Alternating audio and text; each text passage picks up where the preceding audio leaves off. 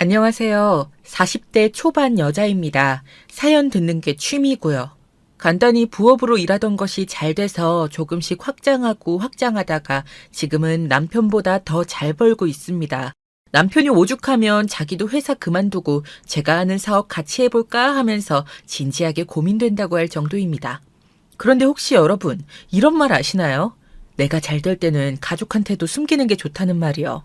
그게 시기와 질투로 이어져 저를 죽음의 공포까지 몰아넣게 될 줄은 차마 몰랐습니다. 저는 아무런 악의 없이 제 수입을 궁금해하는 가족들에게 이야기했고, 그게 저의 발목을 잡을 줄은 여러분, 아무도 믿을 사람 없다는 말과 잘된 것, 돈 많이 번 것은 주변에 말하지 않는 게 맞다는 걸 이번 저의 사연을 통해 꼭 명심하셨으면 좋겠습니다. 하지만 저는 운 좋게도 죽음의 문턱에서 살아남았고 제 인생을 건 복수를 시작했습니다. 끝까지 저의 사연 들어주시면 핵폭탄급 통쾌함을 느끼실 수 있을 거라고 생각합니다. 저의 사연 많은 분들이 들어주실 수 있도록 모두 좋아요와 구독 한 번씩 부탁드리겠습니다. 저는 20대 후반 남편과 결혼하고 큰딸, 작은딸, 막내아들 3명을 낳아 혼자 육아하면서 제대로 된 직장을 가질 수는 없었습니다. 가정주부로 아이들을 키우는 데 전념했고 그렇게 아이들을 키우느라 보낸 기나긴 육아의 시간은 어느덧 17년이 넘어 있었습니다. 첫째가 고등학교 1학년, 둘째가 중학교 1학년, 셋째가 초등학교 6학년이 되자 드디어 저한테도 시간이 생기기 시작하더라고요. 처음에는 우체국에서 일하는 공무원이 정년도 보장되고 그때까지 안정적으로 할 수 있을 것 같아서 계리직을 준비했었습니다. 집에서 온라인 강의를 들으면서 공부를 열심히 했고 한국사 1급도 땄습니다. 그러다가 남편 회사가 어려워지게 되었고 생활비로 돈이 급박하게 필요해서 결국 돈을 많이 벌 수 있다는 보험, 카드사 이런 곳들을 전전하게 되었습니다. 그렇게 공부의 끈을 놓게 되었고 어느 정도 그 돈으로 저희 가족은 생활비를 마련하여 생계 유지를 할 수는 있었습니다. 그러다가 다시 남편 회사가 이전보다는 괜찮아져서 다시 계리직 준비를 위해 공부를 시작해야 하나 고민하고 있었습니다. 그런데 첫째 딸이 저한테 그러는 겁니다. 엄마, 나는 엄마가 우리 셋 키우느라 그동안 엄마 하고 싶은 거 못하면서 살아왔잖아. 엄마, 우리 생계를 위해서가 아니라 진짜 엄마가 하고 싶은 일 해봤으면 좋겠어. 이제는 그래도 되지 않을까? 우리 소미가 많이 컸구나. 엄마 생각도 다 해주고 고마워. 그렇게 이야기해줘서. 사실 엄마도 고민 중이야. 어떤 일을 해볼지. 계리직 준비가 맞는 건지 고민도 되고. 우리 딸이 이렇게 먼저 이야기해주니까 너무 고맙네. 요즘에는 스마트 스토어랑 쿠팡? 그런 걸로 온라인에서 쇼핑몰 하면 돈 많이 번다던데. 엄마, 이런 길도 있으니까 꼭 안정적으로 공무원을 해야 되는 건 아닌 것 같아서 한번 말해봤어요. 내가 엄마라면 도전해볼 것 같아요.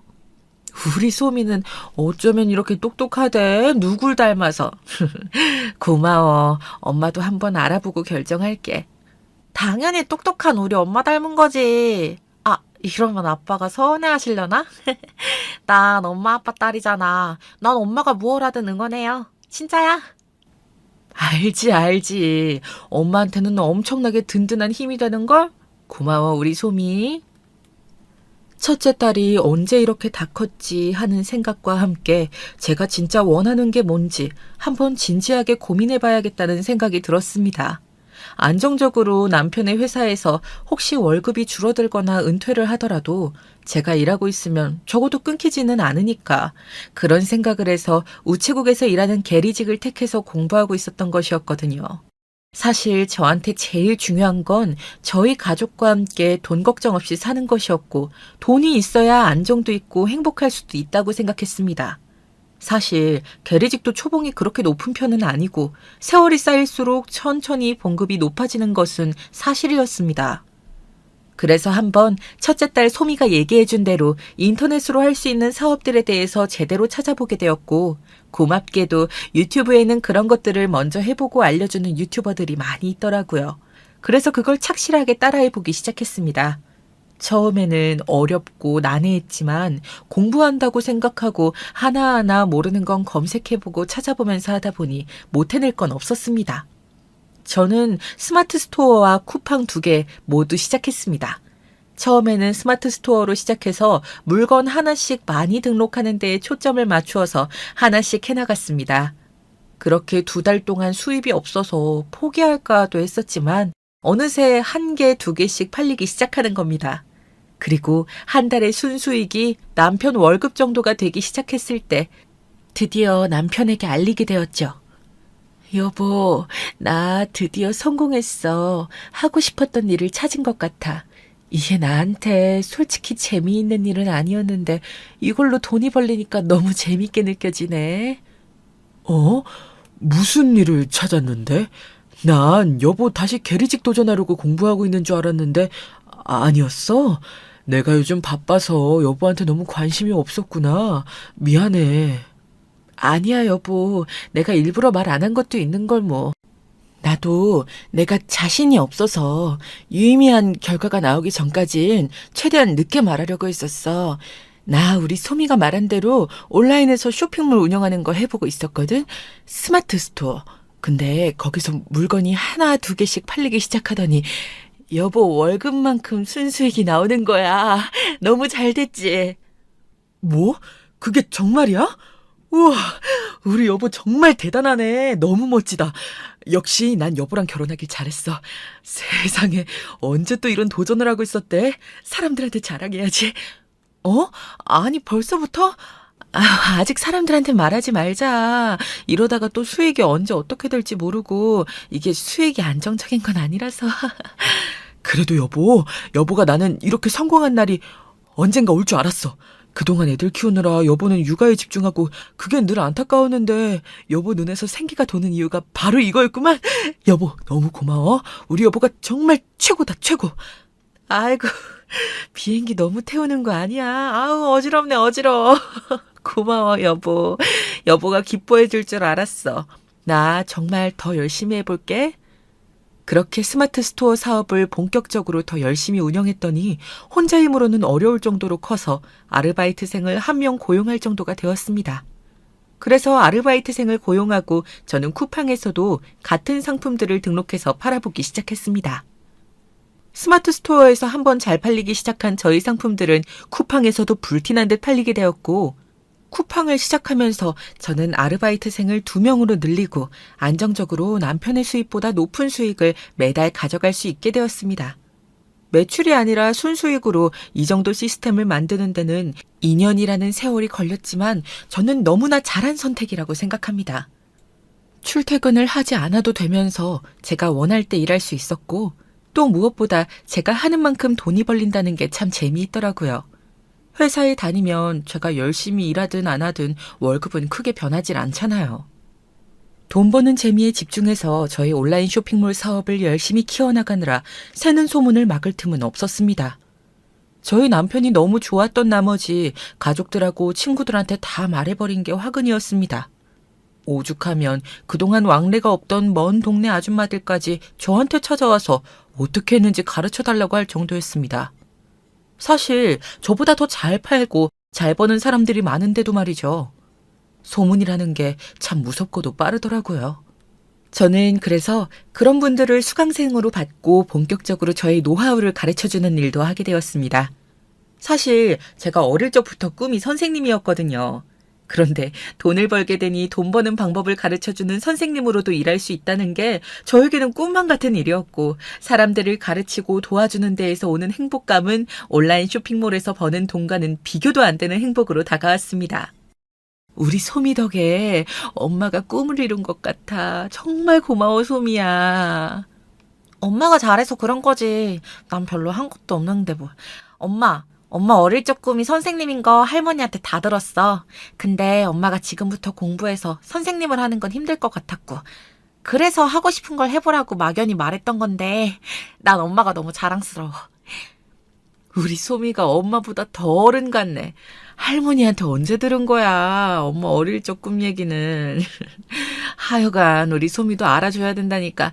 맞아. 우리 소미 응원 덕분에 온라인 쇼핑몰에 도전하게 되었고 열심히 돈 벌다 보니까 그 방법과 노하우로 다른 사람들 가르치는 선생님이 되었네. 난 우리 소미도 그랬으면 좋겠어. 소미 하고 싶은 거 다 해. 엄마가 다 지원해 줄게. 이제는 그럴 수 있을 것 같아. 엄마, 난 피아노 배우고 싶어. 언제 들어왔대? 우리 소윤이 그럼 당연히 가능하지. 피아노 학원 같이 내일 알아보러 가자. 엄마, 나는 나이키 신발이랑 가방이면 돼. 하고 싶은 건 없어요. 옷이랑 신발 말고 배우고 싶은 걸 말하면 그건 엄마가 들어줄게. 난 엄마처럼 똑똑하니까 공부나 해야겠다. 아우, 역시 우리 소미 똑똑해. 맞아. 공부를 해두면 나중에 선택의 폭이 넓어지지. 공부가 좋다면 당연히 말리지 않아. 부족한 과목 있으면 말해. 과외 붙여줄게. 이렇게 마음껏 아이들에게 고민 없이 하고 싶은 것들을 해줄 수 있는 게 얼마나 큰 행복인가요? 그래서 이 사업에 뛰어든 걸 정말 만족하고 있었고, 이전과는 완전히 다른 삶을 살게 되었습니다. 동네 사람들에게는 부러움과 시기 질투를 받는 것을 당연히 생각했습니다. 하지만 그만큼 가르쳐달라고 하면서 저의 팬도 생겨났고 수강생분들이 저를 계속해서 찾아주시니까 그 정도 시기와 질투는 견딜만 하더라고요. 그런데 가족들한테 받는 시기와 질투는 달랐습니다. 친정에서는 시기와 질투가 아니라 영웅 대접을 받았지만 반대로 시댁에서는 어머님, 저 왔어요. 그동안 잘 계셨죠? 아유, 제가 요즘 일이 바빠서 자주 못 찾아뵈었네요. 죄송해요. 인터넷으로 물건 파는 거 말이냐? 요즘 소미 애비보다 많이 번다며? 그렇게 잘 벌면서 우리한테 저녁 한 번을 안 사니. 참, 어머님도 여기 안 그래도 한우 사왔어요. 조금만 봐주세요. 네? 제가 이게 수익이 일정한 게 아니라서. 어머, 올케. 왔어요? 요즘 돈 버느라 바쁘다며. 뭘 팔길래 그렇게 잘 판다고 소문이 자자해? 그래도 너무한 거 아니야? 요즘 우리 가족한테 너무 소홀해. 서운해 죽겠어, 아주. 돈 좀 번다고 유센. 너무한 거 아니야? 형님도 일찍 와 계셨군요. 죄송해요. 제가 너무 바빠서. 앞으로는 자주 들리고 형님이랑 작은 동서 챙길게요. 그러니까요. 올케 언니가 이렇게 안 챙겨주시니까 얼마나 서운한지요. 돈 버는 거 그렇게 티내면 좋아요? 돈은 뭐 혼자 버시나 참. 작은 동서도 와 있었구나. 아우, 미안해요. 제가 더 신경 쓸게요. 저한테 괜히 적대적으로 대하고 뭐만 해도 트집 잡고 큰 동서와 작은 동서 그리고 시어머니까지 셋이서 쌍으로 쌍심지를 켜고 저를 흠집내려고 노려보는 것 같았습니다. 그래서 언젠가부터 시댁에 가는 걸 더 꺼리게 되었죠. 결혼 후 애들 셋 낳고 육아에만 전념할 때는 도와주지도 않고 나가서 돈 벌 생각은 안 한다고 구박만 하기 바쁘더니 이제는 돈 번다고 뭐라고 하다니 너무한 거 아닌가요? 하지만 자주 볼 것도 아니고 그렇게 가까이 사는 것도 아니라서 꾹꾹 참기로 했습니다. 어차피 이 시간도 금방 지나갈 것이니까요. 제사 때문에 모였으니까 이 제사 준비가 끝나고 설거지 지옥 시간까지 다 지나면 집에 가서 우리 예쁜 새아이들을 보면서 힐링할 수 있을 테니까요. 식사가 끝나고 남편과 함께 다른 남자 형제들 어머님, 아버님은 밖에 나가서 한잔하고 오신다고 하시더라고요. 저랑 큰 동서, 작은 동서는 집에 남아 집안 정리를 하고 조금 쉬겠다고 한 상태였고요. 사실상 저는 별다른 선택지가 없긴 하지만요. 집안 정리를 거의 다 하고 이제 쉬려는데 제사떡이 보이더라고요. 제가 유난히 떡을 좋아하기도 하고 그래서 다른 동서들은 TV 보면서 쉬는 동안 설거지를 해서 그런가 떡이 먹고 싶은 겁니다. 그날따라 유독. 그래서 제가 먹을 만큼만 잘라서 입에 넣는 순간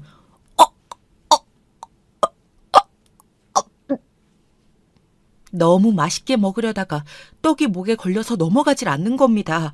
그래서 동서들 앞으로 달려가서 괴로운 얼굴로 좀 도와달라고 바둥거리기 시작했습니다. 정말 아찔한 상황이었습니다. 떡이 목에 걸려서 숨도 못 쉬겠는 거예요. 그런데 저를 본 동서들은 혼자 고상한 척 다 하더니 그새를 못 참고 혼자 떡을 먹으니까 이렇게 목에 탁 걸리지. 꼴 좋다. 어머, 정말 꼴 좋네요. 그동안 꼴 보기 싫어서 죽는 줄 알았는데.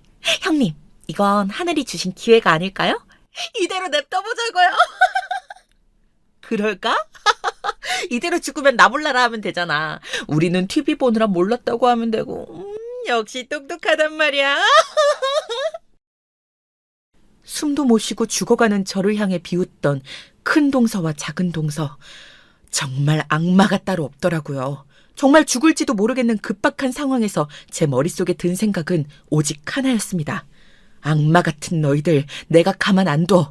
어떻게든 저 악마 같은 동서들에게 복수를 해야겠다고 생각하고 이 악물고 안간힘을 쓰자 얼굴이 더욱 빨개지더니 겨우겨우 떡을 뱉어내서 간신히 살아날 수 있었습니다. 간신히 살아난 저를 보며 동서들은 아쉽다는 듯이 입맛을 다시더군요. 이게 사람으로서 할 수 있는 짓일까요? 저는 절대 아니라고 생각했습니다. 정말 죽는 줄 알았네. 뭐야, 안간힘을 쓰더니 결국 살아난 거야? 쓸데없이 명줄만 길어가지고. 참나. 살아났으니 뭐 떡 빼느라 고생했네. 올케는 참 좋겠어. 숨 넘어갈 줄 알았는데. 운도 좋아. 아니, 올케 언니 눈치도 없이 정말 죽다 살았네요. 축하해요. 올케 언니가 스스로 떡을 빼낼 줄 알았어요.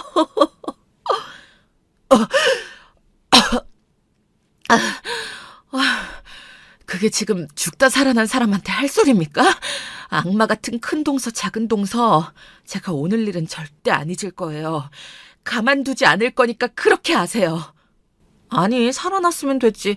어쩌면 일어나서 바로 한다는 소리가 우리를 가만두지 않겠다고? 그게 심성이 나빠서 하는 일이 잘 되겠나. 그러니까요, 정말. 눈치가 없어도 어쩌면 이렇게 없을까요? 그리고 뭐, 이 일이 있었다고 얘기해서 바뀌는 게 있을 것 같아요? 누가 이 말을 믿겠어요? 안 그래요? 뭐요? 지금 죽어가는 사람 돕진 않고 오히려 죽으라고 제사 지내놓고 이 파렴치한 짓을 말해도 아무도 안 믿을 거라고 협박하는 거예요? 정말 너무하네요. 아니, 그럼 누가 믿어주겠어요? 안 그래요? 가만 안 두시면 뭐 어쩌실 건데요. 솔직히 올케가 그동안 우리 집에 소홀해서 올케 좋게 보는 사람 하나도 없어. 그런데 그런 말도 안 되는 말을 누가 믿어주겠어? 누가? 대체 누가? 맞아요. 오히려 이상한 취급만 받을 게 뻔하잖아요. 뭐가 맞는진 잘 나가는 똑똑한 올케 언니가 알아서 판단하시겠죠. 두고 보자고요. 어떻게 되는지. 앞으로 아주 재밌어질 거예요. 두고 보라고요, 둘 다. 두 눈에 피눈물 나게 해드릴 테니. 살다 이렇게 동서들이 아무리 저를 미워하고 시기 질투를 해도 눈앞에서 사람이 죽어가는데 나 몰라라 하고 오히려 죽으라고 고사를 지내고 있을 줄은 정말 상상도 하지 못했습니다. 눈앞이 정말 아득해지더라고요. 그러다가 떡이 목에 걸려 정말 죽을 뻔했던 그때를 떠올리며 서러운 마음은 접어두고 제가 죽어가도록 방관했던 두 사람에게 가장 완벽한 복수를 해야겠다는 생각을 했습니다. 그래서 저는 천천히 정보를 모으기 시작했죠. 큰 동서와 작은 동서에 대한 정보를 알아내서 어떤 방식으로 복수하는 것이 가장 좋을지 알아보기 위해서였습니다. 그러다가 뜻밖의 발견을 하게 되었습니다. 바로 큰 동서와 작은 동서가 불륜을 가장한 등산 동호회 회원이란 사실을 말이죠. 어떻게 이런 걸 알게 되었냐고요? 제가 가진 인맥을 활용했습니다. 동네뿐만 아니라 근처 동네, 먼 동네에서도 저에게 돈 버는 방법을 배우겠다고 오는 수강생분들은 다 소중한 저의 인맥입니다. 그래서 수업 때 잠깐 저의 억울한 사연 이야기를 했어요. 도움을 받고 싶어서요. 강의 시작 전에 잠깐 제가 너무 큰일을 당해서 여러분께도 조심하시라고 소식을 전해요. 저번 주 제사 갔다가 큰 동서랑 작은 동서 때문에 정말 죽을 뻔했답니다. 늘 조심하세요. 사람만큼 무서운 게 없더라고요. 네? 선생님 그게 무슨 말씀이세요? 선생님이 죽을 뻔하셨다뇨. 어머 설마 선생님이 너무 잘 나가서 질투심에 선생님을 해치려고 한 건가요? 하늘 무서운 줄 모르고 그런 사람들은 아주 혼쭐을 내줘야 다시는 안 그럴 텐데 아우, 선생님, 무사하셔서 정말 다행이에요. 어떻게 된 일이에요, 대체? 감사해요, 수강생 여러분들. 여러분들 덕분에 그래도 힘이 나네요. 사실은 제가 제사 때 가서 설거지도 다 도맡아 하고 제가 설거지할 동안 소파에 누워서 TV나 보던 큰 동서와 작은 동서가 제가 설거지 끝나고 급하게 먹던 떡이 목에 걸려서 죽을 위기에 처해 있는데 그걸 보고는 하늘이 준 기회가 아니냐면서 확 죽어버리게 냅두자고 하고 안 도와주는 거예요. 저는 정말 너무 화가 나고 억울해서 이대로 죽을 순 없는 상황이었죠. 그래서 안간힘을 다해 겨우 떡을 뱉어냈고 살아나서 지금 이 자리에 있을 수 있는 거랍니다. 정말 아찔했어요. 지금도 큰 동서랑 작은 동서를 생각하면 아주 치가 떨린답니다. 아이고, 선생님, 수업하실 수 있겠어요? 어쩜 그렇게 사람이 못됐대요? 그게 정말이에요, 쌤? 안 되겠어요. 오늘은 좀 쉬시고 그 큰 동서랑 작은 동서 어떻게 조질지나 같이 한번 고민해봐요. 우리 쌤을 건드린 그런 파렴치 않은 작자들을 가만히 둘 수는 없어요. 맞아요, 맞아. 그 큰 동서랑 작은 동서 둘 다 어디 동네 살아요? 저희가 알 수도 있잖아요. 저에겐 큰 동서와 작은 동서를 잡아서 복수할 어떠한 정보든 다 좋아요. 제가 사진이랑 사는 주소 알려드릴게요. 잠시만요. 저 이 사람 알아요. 남편이 다니던 동호회 단체 사진에서 본 것 같은데. 남편이 바람나서 지금 이혼 준비 중이거든요. 눈에 쌍심지 켜고 한 사람 한 사람 들여다본 거라 거의 정확해요. 한번 다들 보실래요? 여기 이 사진이에요. 똑같죠? 어머, 그 불륜을 가장한 등산 동아리라는 맞죠? 상심이 크셨겠어요. 여기 작은 동서라는 사람 얼굴도 같이 보이는데요? 이건 빼박이네. 이런 동아리가 있다니 세상이 정말 말세예요, 말세. 선생님, 큰 동서랑 작은 동서랑 여기 회원인 거 모르셨죠? 이건 정말 큰 기회 아닌가요? 둘을 한 방에 보낼 수 있는. 저희가 도울게요. 걱정 마세요. 여러분들 덕분이에요. 이렇게 빨리 찾을 거라고는 생각 못 했는데 온 하늘이 저를 도와주고 있는 것 같네요. 다 여러분들이 도와주셨기 때문이죠. 맞아요. 가족들 중 아무도 모르고 있었어요. 큰 동서랑 작은 동서가 워낙 둘이 친해서 둘이서 같이 산에 간다고 했지. 이런 동호회 회원으로 활동하는 건 아무도 몰랐죠. 이게 저의 복수를 도와줄 무기가 되겠는데요. 정말 감사합니다, 여러분들. 어쩌면 이런 우연이 정말 선생님께서 복수하실 수 있게 하늘에서 기회를 주시나 봐요. 이거 큰 동서랑 작은 동서 남편들한테 다 까발리면 될라나요?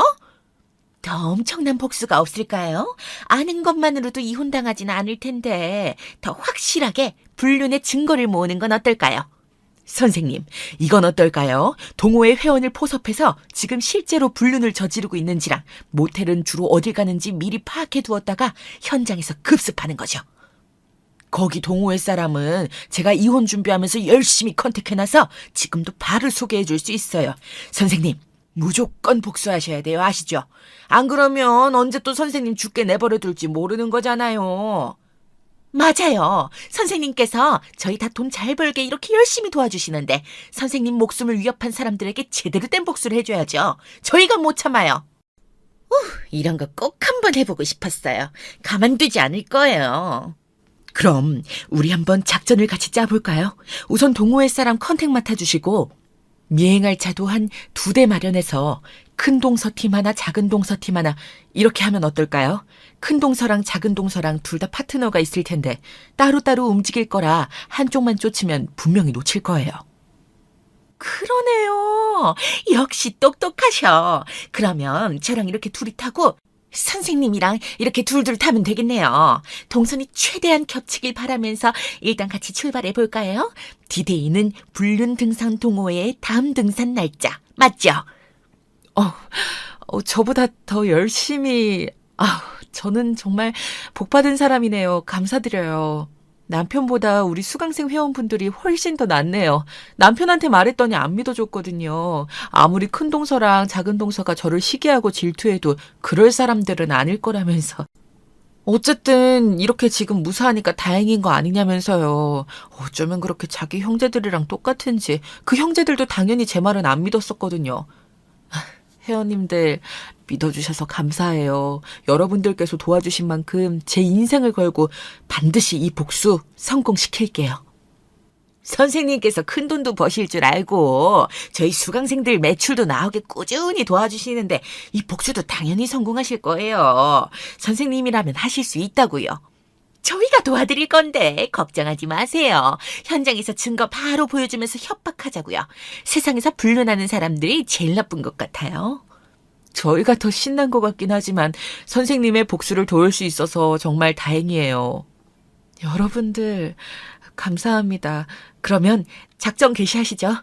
등산 동호회 연락되셨나요? 다음 등산 일정이... 제 일처럼 나서서 도와주시는 수강생 회원분들 덕분에 저는 든든한 아군을 얻었고 정말 일사천리로 복수를 준비할 수 있었습니다.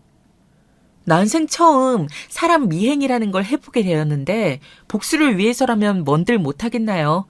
이미 이혼을 준비 중이던 수강생분의 안내에 따라서 하다 보니까 정말 수월했습니다. 무슨 일이든 증거를 남기는 건 정말 중요한 거더라고요. 제가 목에 걸린 떡을 빼내고 겨우 살아났을 때 그때 그 악마 같은 것들이 저에게 어찌 살아났냐고 살아나서 안타깝다, 아쉬워하던 대화를 녹음했더라면 이미 가족들 사이에서는 매장당했을 텐데요. 그래서 저는 더욱더 심기일전하는 마음으로 복수를 준비했습니다.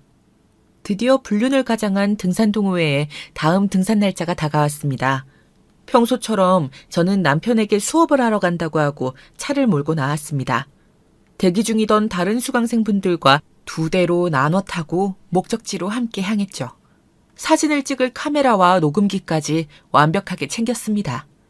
등산을 한다는 동호회 회원들을 따라가 보니 정말 등산은 안 하고 산 입구에서 사진만 찍고 각자 짝을 이뤄서 근처 모텔로 들어가는 거 아니겠어요?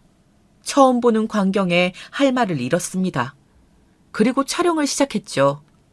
그렇게 한 2시간쯤이 지나자 큰 동서가 동아리 회원 남자와 나오는 걸 포착했습니다. 사진을 찍고 둘이 어디 가는지 미행하려다가 아직 작은 동서가 안 나와서 큰 동서부터 처리해야겠다는 생각이 들었습니다. 언제 나올지 모르기에 작은 동서의 미행은 다른 수강생분들에게 부탁했죠. 그리고 저는 큰 동서에게 녹음기를 켠 상태로 다가갔습니다. 이게 누구실까? 여기서 다 만나네요. 모텔 앞에서 만나니까 기분이 어떠세요? 아니, 올케가 여긴 어떻게 알고? 날 지금까지 미행한 거야? 뭐야, 누구야? 올케라고? 당신 이런 끈아풀을 데리고 오면 어떡해? 아이씨, 내 이미지 어쩔 거야. 아, 참 불편하게 됐네. 난 가볼게. 난들 알았겠냐고. 얼른 사라져. 괜히 골치만 아파지니까. 그나저나 올케는 여기 어떻게 온 거야? 방금 이 사람이랑 나는 그러니까 오, 할 말이 있으시다. 정말요? 지금까지의 모든 것이 증거로 남아있는데 무슨 거짓말을 덧붙이시려고요? 어차피 안 통해요, 그런 거. 올케, 왜 이래? 나한테 지금 그때 내가 안 살려줬다고 이러는 거야? 아니, 막말로 떡 걸린 게 나 때문도 아니고. 이건 우리끼리 묻는 게 서로 좋잖아, 안 그래? 뭘 원해? 말만 해. 떡은 내가 먹었죠. 그런데 죽어가는 사람을 그냥 이게 기회라면서 냅두는 건 사람으로서 할 도리는 아닌 거 아시죠? 뭘 원하냐니. 정말 찔리는 게 많으신가 봐요? 아, 그 일은 내가 미안해. 깊이 반성하고 있어. 난 그럴 생각이 없었는데 알잖아. 아, 나 좀 살려주라. 어? 제가 왜 그래야 되죠? 작은 동서의 약점을 말해줄 수 있는 것도 아닐 테고. 그러면 나 살려줄 거야? 절대 우리 남편한테 말하면 안 돼. 나 쫓겨난다고. 이야기하시는 거 봐서요? 작은 동서의 약점이 얼마나 큰 건지에 따라서 달라지지 않을까요? 입장 바꿔놓고 한번 생각해 보세요. 제가 어떻게 할 것 같은지. 내가 다 말할게. 이 등산 동호회도 내가 오자고 한 거 아니야. 오래전부터 만나는 사람이 여기에 있는 것 같더라고. 그래서 여길 다녀야 하니까 날 끌어들인 거지. 나랑 등산 간다는 핑계로 여기 좀 다닐 목적이었나 본데 결국 나까지 끌어들이려고 하더군. 그러면서 저 남자 소개시켜준 거야. 난 여기 들어온 지 얼마 안 됐고 그동안 나는 다른 회원들이랑 수다나 떨고 저 남자랑 시작한 지 정말 얼마 안 됐어. 진짜야. 믿어줘. 재밌네요. 그러면 작은 동서는요? 얼마나 오래된 건데요? 한 2년 넘었지? 아, 남편이 하도 의심한다고 그러면서 나한테 산행을 같이 시작하자고 한 게 3년 전이니까 걔야말로 정말 악질이지, 악질. 난 이용당한 거야, 순진하게. 정말이야. 이 동아리 만든 거의 원년 멤버라고 내가 다른 회원들한테도 들었는걸? 원하면 내가 얼마든지 더 얘기해 줄 수도 있어. 그래요? 재밌네요. 알겠어요. 계속해 보세요. 저는 여기까지 녹음한 걸 다른 회원들에게 전송했습니다. 그리고 계속 큰 동서의 이야기를 들어주는 척하면서 녹음을 다시 시작했죠. 작은 동서는 역시 큰 동서의 말이 맞았는지 한참을 더 있다가 밖으로 기어나오더라고요. 오래된 불륜 상대와 함께 말이죠. 수강생 회원분들은 그 둘을 미행했어요. 둘이 밥을 먹으러 가더라고요. 저는 큰 동서에게 마저 이야기를 듣고 작은 동서를 잡으러 갈 테니 작은 동서를 보내버리고 본인이 살기 위해서는 작은 동서에게 어떠한 단서도 주지 말라고 신신당부했습니다. 그랬더니 자기만 살려주면 작은 동서는 어떻게 되든 상관없다면서 마음껏 증거 모으고 하라고 하더라고요. 둘 사이는 끈끈한 줄 알았는데 제가 미워서 그렇게 둘이 붙어먹은 거였나 보더라고요. 하긴 그런 인간성이 어디 가겠나요. 저는 식사를 마친 작은 동서 불륜 커플에게 다가갔습니다. 아주 달달하니 신혼이 따로 없으시네요, 작은 동서. 여긴 어떻게... 올케 언니, 등산하고 오랜만에 아는 오빠랑 우연히 만나서 식사하고 있던 참이에요. 그래요? 저 큰 동서 만나고 오는 길인데 한번 재밌는 거 들어보고 이야기할까요? 그리고 아는 오빠랑 그렇게 다정하게 팔짱 끼고 나오고 반찬도 먹여주고 모텔에서 같이 나오나요? 아니 그건 어떻게... 날 미행한 거예요? 언제부터예요? 언제부터? 녹음된 거 들어보면 알 건데 굳이 입 아프게 내가 설명해 줘야 돼요? 어떻게? 이 불륜 상대는 집에 보내드리는 게 나을까요? 아니면 같이 듣는 게 나을까요? 뭐야? 이런 꼬리를 밟혀? 난 먼저 가볼 테니까 알아서 하고 나중에 연락해. 난 간다. 연락할게. 올케 언니, 그게 그러니까. 녹음한 거 들려줄게요. 들어봐요. 그러면 큰 동서에 대해서 할 말이 아주 많아지지 않겠어요? 살겠다고 아까 1시간 반 전에 나랑 이미 모텔 앞에서 마주쳤는데 진정으로 작은 동서를 위했다면 미리 작은 동서한테 말해줬겠죠. 그치만 몰랐잖아요. 지금까지 아무 연락도 안 왔을 거고요. 한마디로 큰 동서가 작은 동서를 이미 배신했다는 거죠. 그러면 이미 큰 동서는 이 상황을 알고 있었는데도 저한테 한마디 귀뜸도 안 해줬다는 거네요? 세상에 말도 안 돼. 그동안 같이 붙어 다닌 세월이 얼마인데. 나야말로 할 말 많아요. 올케 언니, 저한테 다 물어보세요. 제가 다 까발려줄 테니까. 먼저 배신한 건 큰 동서니까 제가 다 말할게요. 진짜예요. 그러니까 저 녹음 파일 좀 어떻게 해주세요, 네? 제발요. 그건 이야기하는 거 들어보고 결정하죠. 큰 동서에 대해서 쌓인 것도 할 말도 참 많으신가 봐요. 천천히 얘기해봐요. 여기서만 남자 벌써 5번 갈아치운 거 아세요? 여기 동호회에서 큰 동서는 진짜 왕따 당할 뻔했다니까요. 하도 이 남자 저 남자 꼬리치고 다녀서 제가 계속 그만하라고 해도 정도를 지켜서 만나셔야 된다고 아무리 말씀드려도 남자에 미쳐서 안 듣더라고요. 제 얘기도. 그래서 회원들이 돌아섰고 제가 한동안 그 갈등 중간에서 풀려고 얼마나 고생했는지 몰라요. 같은 동호회에 파트너 있는 남자도 건드려서 상대는 탈퇴시키고 양다리 걸리고 완전 난리도 이런 난리가 없다니까요. 제가 큰 동서만 아니었어도 진작 버렸죠. 가족이니까 여태껏 사정 봐주고 했던 건데 이젠 그럴 필요가 없어졌으니까. 그러니까 작은 동서는 한 상대랑 진득하게 2년 동안 사이좋게 붙어먹으셨고 눈치 보여서 큰 동서를 끌어들였는데 큰 동서가 오히려 동호회에서 더 길길이 날뛰면서 벌써 남자를 5이나 갈아치웠다는 거네요. 와, 저는 가족들이랑 어떻게든 잘 살아보겠다고 열심히 온라인 쇼핑몰이랑 씨름하고 있을 때 작은 동서랑 큰 동선 바람이나 피고 잘 나간다는 이유만으로 질투하고 쉬게하고 집안일 다 시키고 심지어 떡이 목에 걸려서 숨도 못 쉬고 죽어가고 있을 때 나 몰라라 하고 오히려 죽으라고 제사 지내고 그런 거네요, 지금. 아, 아니, 올케 언니.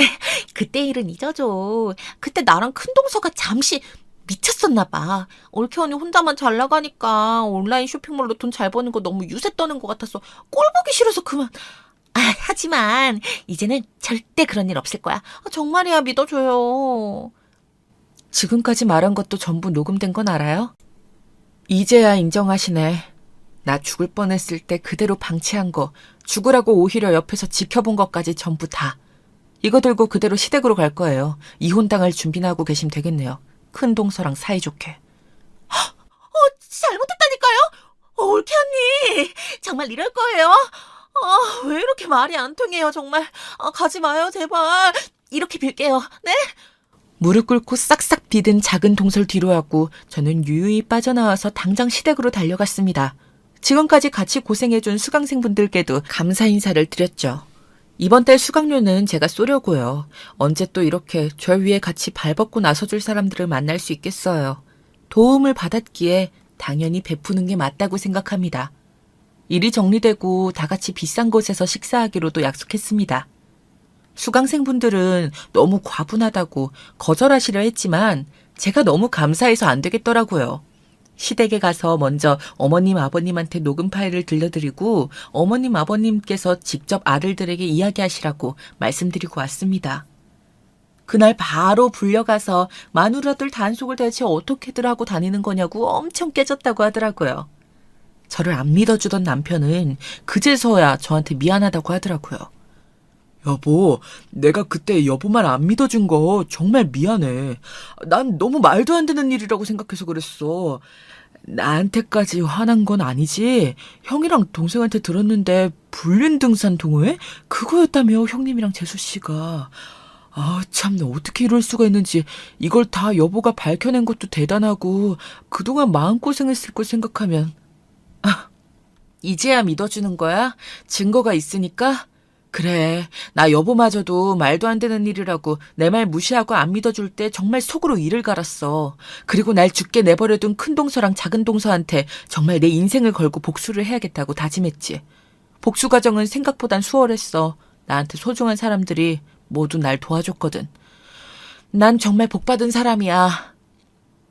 소중한 사람들 누구? 내가 도움이 되지 못해서 미안해. 당신이 바르게 다른 사람들 도우면서 가르쳐주면서 사니까 당연히 그 복이 여보한테 돌아온 게 아닐까? 정말 다행이야. 바람피는 형수님이랑 재수씨 증거도 찾아주고 형이랑 동생은 둘 다 이혼하겠다고 길길이 날뛰더라. 그럴 줄 알았어. 나 같아도 그러겠다. 둘 다 2년 넘게 그러고 있었는데. 난 우리 가족들 위해서 온라인 쇼핑몰에 미쳐있을 동안 그렇게 잘 살아놓고 본인들이 노력하지도 않고 날 그렇게 개무시하고 시기하고 질투하고 나만 집안일을 시키고 그동안 나 정말 힘들었어. 그런데 당신 형이랑 동생 부인들이니까 가족이니까 참아온 거라고. 이렇게 민낯이 까발려지니까 어때? 이래도 가족이라고 감싸줄 거야? 아니지. 절대로 안 될 일이지. 형수님, 재수씨라고 부르기도 민망하다. 그런 사람들 틈에서 우리 여보가 너무 고생하게 해서 내가 미안해. 이제부터는 형이랑 동생이랑 내가 도울게. 부모님께서도 뭐라고 안 하실 거야. 여보는 제사 때 제일 늦게 와. 사실 그게 맞지. 그동안 이렇게 혼자 고생했는 걸. 근데 그건 온전히 여보 생각 아니야? 어머님, 아버님 보시기엔 안 좋지. 난 그냥 하던 대로 할게. 도와주는 거면 충분해. 여보뿐만 아니라 아주버님이랑 서방님도 와서 도와야 해, 대신. 그렇게 할 수 있지? 그럼 당연하지. 여보 고마워. 이렇게 일하는 것도 바쁠 텐데 우리 가족 위해서 늘 노력해줘서 형수님이랑 재수씨 불륜 사실도 밝혀주고 제일 바쁜 사람이. 알면 나한테 앞으로 살면서 더 잘해.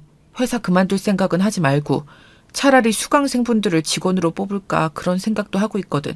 나는 여보는 여보가 잘하는 회사 일을 하는 게 더 마음 편할 것 같아, 아무리 생각해도. 그치만 내가 회사 그만두면 여보랑 더 많은 시간을 함께 할 수 있고 운전기사 역할도 해줄 수 있고 또 운전은 나도 할 수 있거든요. 내 사업이라는 게 언제 어떻게 될지 아무도 모르는 거 여보도 알 거야. 물론 같이 하면 시너지 효과가 날 수도 있지만 기왕이면 손발 맞춰본 수강생분이랑 하는 게 더 좋을 것 같아. 여보는 여보의 역할을 해줘, 회사에서. 그동안 다닌 것도 아깝고 여보가 지금까지 쌓아온 걸 난 버리게 하고 싶지 않거든? 내가 이 온라인 쇼핑몰을 하기 전에는 계속 여보처럼 커리어를 쌓을 수 있는 사람들을 참 부러워했어. 난 계속 육아해서 그럴 기회가 없었잖아. 아니, 참고 살았지. 지금은 오히려 다행이라고도 생각해. 내가 그런 상황이 아니었다면 우리 소미가 온라인 쇼핑몰 얘기도 안 했을 거고 도전도 안 해봤을 거야. 알았어, 여보. 여보가 그렇게 하라고 하면 해야지. 나 이제부터 정말 여보한테 잘할 거야. 그동안 정말 미안했어, 여보. 그런 마음고생하게 한 것도 다 미안하고 나 다시 회사 착실하게 다닐게. 사업하다 힘든 거 있으면 언제든 말하고 회사 그만둔다는 소리 안 하고 내 능력 안에서 최대한 도울게. 말만 해. 이제야 듬직한 내 남편답네. 고마워. 아주버님이랑 서방님 혹시 이혼 소송 때문에 걱정이시면 우리 수강생 중에 이미 그 불륜 동호회 때문에 이혼한 분이 있으니까 소개해준다고 미리 얘기해줘. 아마 지금은 화나서 제정신 아니실 텐데 이럴 때일수록 침착하게 정리해야 하더라고.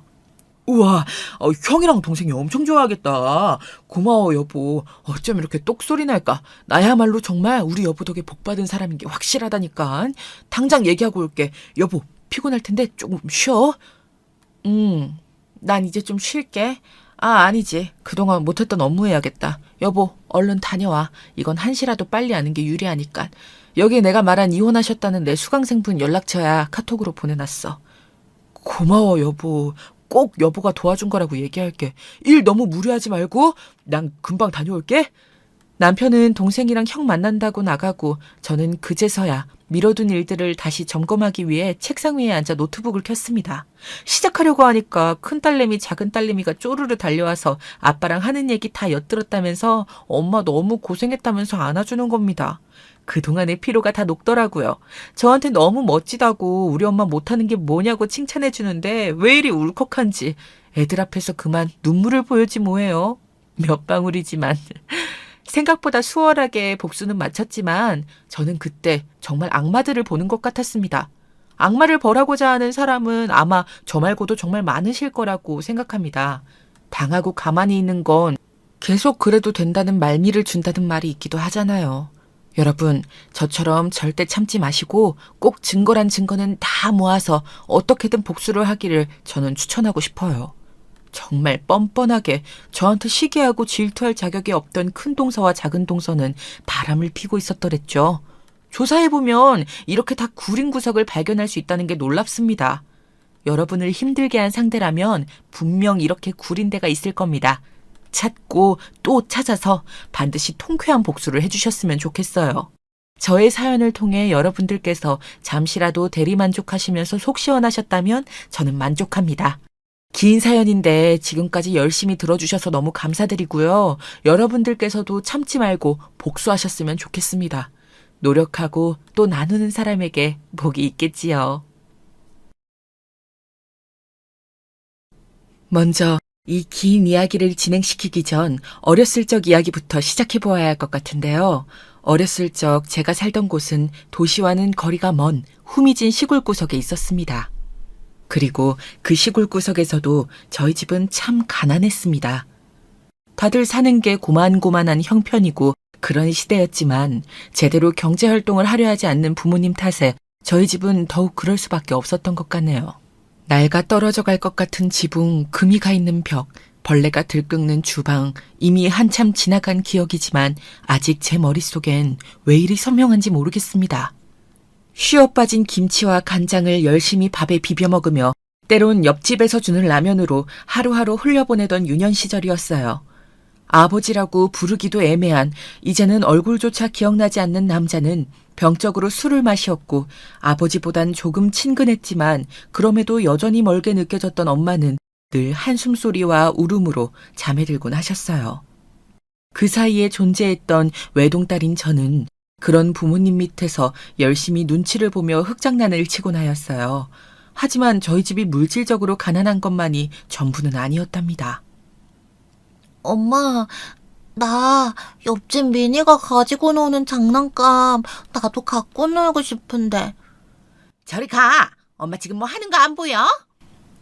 아빠, 나 배고파.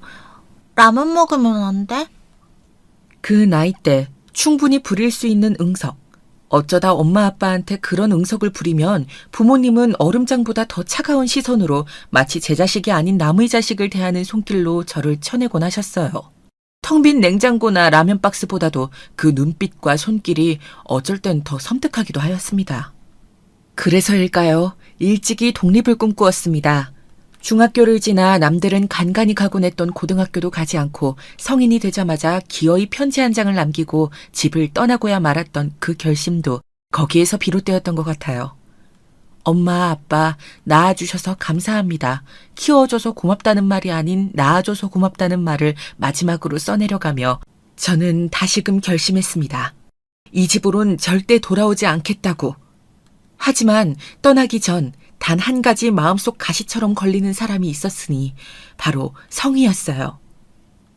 성이야, 나는 반드시 여길 떠나 도시로 갈 거야. 거기서 새롭게 내 인생을 시작할 거야. 좋은 가정도 꾸릴 거고 성공이란 것도 해볼 거야. 내 힘으로 살아볼 거야. 그래, 윤정아. 너라면 할 수 있어. 우리 지금은 퍽퍽하고 고된 삶을 살고 있지만 언젠간 볕들 날이 올 거야. 나도 네가 원하는 게 있으면 언제든 도울게. 저의 지지부진한 이야기들을 보고 듣고 불쌍히 여겨주는 것이 아니라 담담히 들어주던 친구가 성이었습니다. 중학교 시절 서로 쪽지를 주고받다 친해지게 된 친구였는데 처음엔 처져 있고 우울한 분위기가 저와 닮았다고 생각이 되어 더 편하게 느껴졌던 것 같아요. 그런데 알아갈수록 성이는 저와는 다르게 사교성이 있는 성격이었어요. 성희는 제가 평소 대면대면하게 지냈던 동네 사람들과 곧잘 인사도 주고받고 스스로 일을 자처하여 조금의 돈을 벌기도 했죠.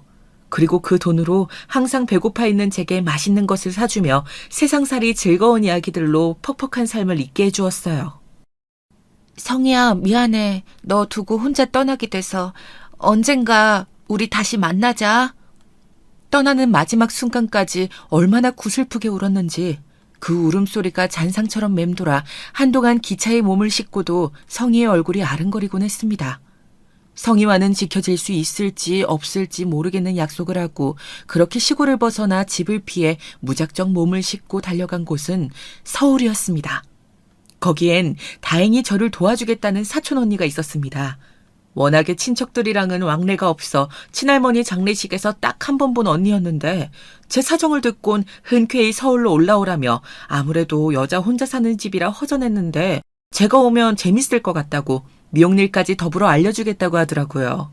언니의 호의가 너무 고맙기도 하고 덥석 받아도 괜찮을지 걱정되기도 하였지만 언니는 손님을 대하는 정성스러운 손길만큼이나 예쁜 마음씨를 가진 사람이었습니다.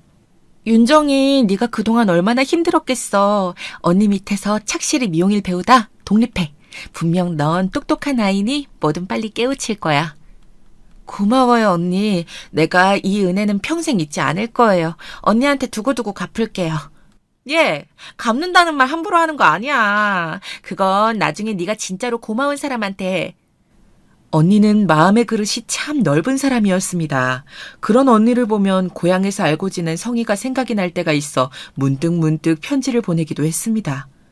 밤중에 어둑해진 미용실에 앉아 서울 생활의 힘든 점이나 옛날 우리가 나누었던 대화들, 이런 자질구레한 것들을 적어 보내는 시간이 저의 소소한 행복이었죠. 며칠 후 도착할 성희의 답장을 기다리는 것도 설레는 일이었고요. 하지만 늘 그렇듯 처음 가보는 길이 쉬울 리 없잖아요. 미용일이 고된 만큼 성희와의 연락은 조금씩 줄어들었어요. 성희가 서운해하겠네. 얼른 편지를 써야 하는데. 근데 오늘은 너무 피곤하다. 일찍 잠들고 싶어. 특히 언니의 미용실이 확장 이전을 하면서부턴 졸린 몸을 이끌고 침대에 몸을 던져 하루를 마감하는 게 일상이 되어버렸습니다. 그리고 제가 먹고 살 수 있는 일이 이 기술밖에 없다는 생각이 들자 더 절박하게, 더 성실히 배워야겠다는 생각이 들어 손님들의 머리카락을 치우고 청소를 하며 바쁘게 시간을 흘려보내었습니다. 그렇게 제가 서울에서 지내기를 3년쯤 되었을까요? 23, 청춘의 시기. 제가 남편을 만나게 된 건 바로 이 시기. 본격적으로 미용일에 손이 익으면서였습니다. 당시 언니가 지병으로 가벼운 수술을 받고 집에서 쉬고 있을 적이라 제가 직접 미용실을 관리했는데 한 남자 손님이 문을 열고 들어왔어요. 저 남자 머리도 잘 잘라주시죠? 제가 지금 면접을 보러 가야 하는데 어제 머리를 자른다는 걸 깜빡해서요. 빨리 부탁드려도 될까요? 면접이요? 어쩌죠? 지금 대기 손님들이 있어서. 저 한 번만요. 지금 제가 시간이 정말 없는데 여기 말고 다른 미용실은 10분도 넘게 걸려요. 부탁 좀 드리겠습니다. 제발요. 땀을 삐질삐질 흘리며 헐레벌떡 들어온 남자가 코앞에 면접을 앞두고 있는지 너무나 간절한 얼굴로 부탁을 하는 것이었습니다. 미리 기다리고 있던 손님들이 있는 상황인지라 곤란했는데 슬쩍 쳐다보았는데 아유 청년이 얼마나 급하면 그러겠어. 우린 괜찮으니까 먼저 해줘. 대신 꼭 붙어야 해요. 하면서 흔쾌히 동의를 해주시더라고요. 손님들의 동의로 덩달아 저도 다급해진 마음으로 솜씨를 발휘해 면접에 맞는 머리 모양을 해드린 것 같아요. 그러면서 짧은 대화 몇 마디 주고받았는데 자기가 대기업에 취직을 준비하고 있단 말을 하더라고요. 저 같은 직원을 안 뽑으면 누가 절 뽑겠어요. 안 그래요? 그러게요. 열심히 준비하셨으니 분명 붙으실 거예요. 힘내세요. 유쾌한 에너지가 철철 넘쳐 흐르는 남자였습니다. 옆에서 파마를 말고 계시던 아주머니 손님들이 대단하다며 추켜세우자 호탕하게 웃어젖히는데 저까지도 기분이 좋아져 응원하고 싶어지더라고요. 그렇게 머리 손질이 끝나고 손님과는 마지막 만남이라는 생각이 들었건만 그러지 않았습니다. 손님이 그 다음날 미용실을 찾아왔기 때문이에요. 어제 머리를 너무 정성스레 해주셔서 덕분에 저 합격할 것 같아요. 제가 면접 질문에 대한 답도 아주 잘했거든요. 다른 분들이라면 어떻게 생각하실진 모르겠지만 전 아직 결과도 나오지 않았는데 합격할 것 같다고 말하는 이 남자에게서 저는 또 한 번 좋은 에너지를 느꼈고 거기에 이끌리는 제 자신을 느꼈습니다. 저와는 다른 가정환경, 다른 세계에서 자라왔을 것 같다는 생각이 어렴풋이 들며 문득 이 사람이 궁금해지더라고요. 저는 밥이라도 사겠다는 남자의 재촉으로 그날 어쩌다 그간 한 번도 해보지 못했던 데이트라는 것을 해보게 되었고 그 후 저희의 관계는 불이라도 붙은 것처럼 빠르게 진전되어 나갔습니다. 결국 1년의 연애 끝에 결혼이라는 것을 앞두게 되는 지경까지 이르고 말았지요. 사실 저는 조금 망설여졌습니다. 왜냐하면 연애를 하면서 알게 된 몇몇 단점들 때문이었어요. 남편의 나이는 저보다 7살 위였는데 버는 돈에 비해 씀씀이가 무척이나 해펐습니다. 남편은 처음 저를 만났을 당시 지원했던 회사에는 결국 떨어지고 작은 중소기업을 다녔는데 거기마저도 이직을 자주 했어요. 얼마를 쓰든 어느 정도 재산을 갖고 계시는 부모님이 어떻게든 뒤처리를 해줄 거란 믿음이 상당히 공고해 보였어요. 그리고 또한 제 시어머니가 되신 분은 이유는 짐작이 되질 않지만 아들에 대한 자부심이 대단하신 분이었어요. 난 내 아들이 뭐 이사며느리 박사며느리 데려오는 것까지 바란 게 아니야. 근데 미용실? 미용일 하는 너랑 내 아들이 어울린다 생각하니? 하다못해 개나 소나 짐승도 다 제 짝이 있고 혈통을 따지는 세상에 어떻게 네가 내 아들을 탐낼 생각을 하니? 사람 비위나 맞추며 사는 며느리는 내 꿈에도 들일 생각이 없어. 거기다 미용사면 월급도 몇 푼 못 벌 텐데 우리 아들 허리가 얼마나 휘겠니? 생각만 해도 끔찍하다. 어머니, 중간에 말 끊어 죄송합니다. 그런데 경제적인 부분에서 부족함이 없다는 부분 먼저 말씀드리고 싶어서요. 6개월 전에 이미 저는 제 미용실 차려 독립했고 한 달 수입도 이 정도 됩니다. 물론 어머님이 원하시는 조건과는 맞지 않겠지만 저도 열심히 일을 해나가고 있고 앞으로도 종철 씨와 생계를 유지하고 사는 데는 별 문제 없을 거라 생각됩니다. 이 돈이 네가 진짜 버는 돈이란 말이야? 그러니까 머리 만지면서 이만큼이나 돈을 번다고? 아니 어떡해? 참 놀라운 일이죠. 제가 친정과 연을 끊고 산 것, 미용일을 하는 여자라는 것, 그 모든 것을 마음에 들어 하지 않았던 시어머니는 제 미용실의 한 달 수입을 보자 그만 말씀을 흐리셨습니다. 당시 저는 사촌 언니의 도움을 받아 미용실을 개업했는데 작은 규모이긴 했지만 목이 좋은 곳에 가게를 연 탓인지 입소문을 타고 손님들이 줄줄이 이어져 바쁘지만 금전적으로 아쉽지 않은 하루하루를 보내고 있던 와중이었습니다. 저는 이미 어머니께서 저를 반대한다는 이야기를 남편에게 들어 만반의 준비를 하고 간 자리였고 어머니의 반응을 보아하니 통장을 보여드리는 방법이 통한 것 같았습니다. 그럼 결혼 허락한 걸로 알고 앞으로 종철 씨랑 저 행복하게 잘 살아볼게요. 감사합니다, 어머님. 시어머니는 한참이나 멍한 눈으로 제가 현관 밖으로 나갈 때까지 쳐다보시기만 했습니다. 참고로 시아버진 별 말씀이 없으셨어요. 처음부터 끝까지. 집안일 자체는 무심해 보이셨달까요? 아무쪼록 그렇게 집에서 나온 후 남편은 환호성을 터뜨렸어요. 사실 그전까지 남편도 정확한 제 수입을 모르고 있었기 때문에 나오자마자 자기 정말 이 돈을 번 거야? 왜 그동안 말 안 했어? 대단하다. 우리 자기 대단해 하며 몇 번이나 축하 세웠어요. 그때야 부부가 될 거라면 경제적인 것도 당연히 공유해야 한다고 생각했기에 통장 잔액을 공개한 게 문제가 될 거라 생각하지 않았어요. 훗날엔 아주 큰 문제가 되었지만 말입니다. 그 후 인연 끄는 친정 부모님에게 겨우 연락을 해 간소하지만 불편한 상견례를 진행했고 무조건 좋은 호텔에서 결혼식을 올려야 한다는 남편과 시어머니의 강경한 주장에 힘입어 원하지 않던 화려한 결혼식까지 올렸습니다. 하지만 결혼의 시작이 불행의 시작이란 말처럼 문제가 터지기 시작했습니다. 일단 그 시작은 결혼식장에서 친구분과 주고받은 시어머니의 대화를 제가 엿들은 것으로부터 시작이 되었는데요. 아니, 친정과 연 끊고 살았다며 며느리가. 그래, 상견례장에서 잠깐 봤는데 사돈들 양반들이 어찌나 후지든지 무슨 이상한 것 저 고적대기를 걸치고 왔더라고. 제가 그 시골 촌구석에서 어떻게 살아왔는지를 알려주더라니까. 아우 쪽팔려. 내가 사돈이랑 얼굴 보고 살 일은 없겠다만 아무튼 관에 들어가기 전까지 내가 아는 체도 안 하고 살 거야. 며느린 돈 꽤나 갖다 줄 것 같길래 받아준 거지. 내 아들 짝으로는 어림도 없어. 너도 알다시피 우리 바깥 양반이 짠돌이 아니냐. 그래, 잘됐다. 며느리한테 돈이나 왕창 뜯어내라 차라리. 결혼식을 올리기 전에도 너가 친정과 연 끊고 살아왔단 말을 들으니 밥맛이 뚝 떨어지더구나와 같은 말들을 반복하셨던 시어머니였지만 그날만은 도저히 참을 수가 없었습니다. 제 아무리 스스로 연을 끊고 살아올 만큼 미운 부모였지만 친구 앞에서 그렇게 흉을 보실 만큼 제가 못 믿어오셨을까요? 그것도 결혼식장에서 그런 이야기를 할 만큼이요? 여보, 미안해. 우리 엄마가 말이 경박스러울 때가 있어. 내가 사과할게, 진심으로. 나도 우리 엄마가 가끔 감당하기가 힘들어. 이 사실을 알고 너무 서러워 남편에게 일을 쏟아내니 자신의 어머니가 응당했어야 할 말을 대신 전달하며 사과를 하더군요. 그나마 고부 사이를 중재하려고 노력하는 남편이 있어 참아 넘길 수 있는 시간들이었어요. 하지만 시어머니의 횡포는 날이 갈수록 심해졌고 그러면서도 보이는 당당함은 참 저로선 이해하기 힘든 것들이었네요. 아가, 너 내 아들이 너 편이라 생각하고 뒤에 홀라당 숨어버리는 그런 짓 버리지 말아라. 저번에 집에 반찬 주러 가려 했더니 내 아들한테 비밀번호 알려주지 말라 그랬다며? 어디서 그런 발칙한 짓을 해. 내가 두 눈 시퍼렇게 뜨고 다 지켜보고 있어. 그리고 오늘 용돈 주는 날 아니냐? 왜 빈손이야?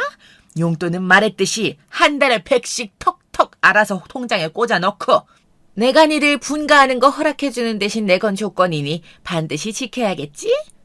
시어머니는 자신이 애지중지 키운 막내 아들이니 무조건 결혼 후 1년 동안만이라도 끼고 살아야 한다고 주장했지만 저와 남편의 반대로 그게 성사되지를 못하자 돈 잘 버는 며느리를 이용해야겠다는 심산이 드셨는지 용돈을 요구하고 나서셨습니다. 시댁은 결코 못 사는 집안이 아니었어요. 대대로 땅을 물려받아 노후 준비가 되어 있는 집안이었습니다. 시아버지 역시 자수성가에 자기만의 사업체를 알뜰하게 꾸려가시는 분이었고요. 엄마가 돈이 부족한 것도 아닌데 무슨 한 달에 100씩이나.